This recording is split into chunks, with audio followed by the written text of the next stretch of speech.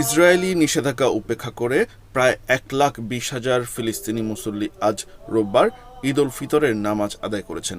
স্বভাবতই এত বিপুল সংখ্যক মুসল্লির জায়গা হয়নি মসজিদে, তাই মসজিদ প্রাঙ্গণের বাইরেও অসংখ্য মুসল্লি নামাজ পড়তে বাধ্য হন। এই ঈদে জামা জুতো অ্যাক্সেসরিজের ডিসকাউন্ট।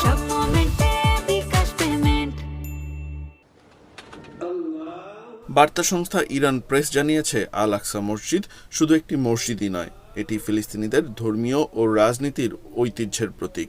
ইসরায়েলি দখলদারেরা প্রায়ই এই মসজিদে মুসল্লিদের প্রবেশে বাধা দেয়।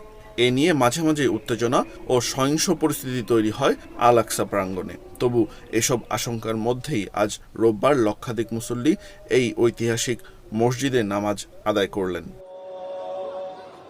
ঈদ উল ফিতর উপলক্ষে ইসরায়েল আগে থেকেই আল আকসা ঘিরে নিরাপত্তা জোরদার করেছে। কড়া নিরাপত্তার মধ্যেই আজকের ঈদের জামাত অনুষ্ঠিত হয়েছে। তবে আল আকসায় মুসল্লি প্রবেশ সীমিত করার উদ্দেশ্যে ইসরায়েলি বাহিনী আগে থেকেই নিষেধাজ্ঞা আরোপ করে। সেই নিষেধাজ্ঞা উপেক্ষা করে আজ সকাল থেকেই হাজার হাজার মুসল্লি মসজিদ প্রাঙ্গণে জড়ো হন।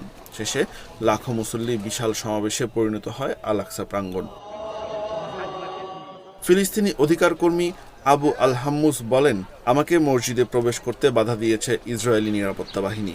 শেষে মসজিদের বাইরের চত্বরে নামাজ আদায় করেছি। আল আকসা ঈদের নামাজ আদায় করা একাধিক মুসল্লি জানান, নামাজ আদায় করতে আসা প্রতিটি মুসল্লিকে ব্যাপক তল্লাশি করেছে ইসরায়েলি বাহিনী। ভীষণ কড়াকড়ির মধ্যে মুসল্লিদের নামাজ আদায় করতে হয়েছে। ফিলিস্তিনের গাজা উপত্যকায় গত 1.5 বছরে ভয়ঙ্কর হামলা চালাচ্ছে ইসরায়েলি বাহিনী। এসব হামলায় এর মধ্যে 50,000-এর বেশি ফিলিস্তিনি নিহত হয়েছেন। এমন দুর্বিষহ এক পরিস্থিতির মধ্যেই ঈদ উল ফিতর উদযাপন করছে ফিলিস্তিনিরা। গত বছর আল আকসায় 40,000 ফিলিস্তিনি ঈদের নামাজ আদায় করেছিলেন।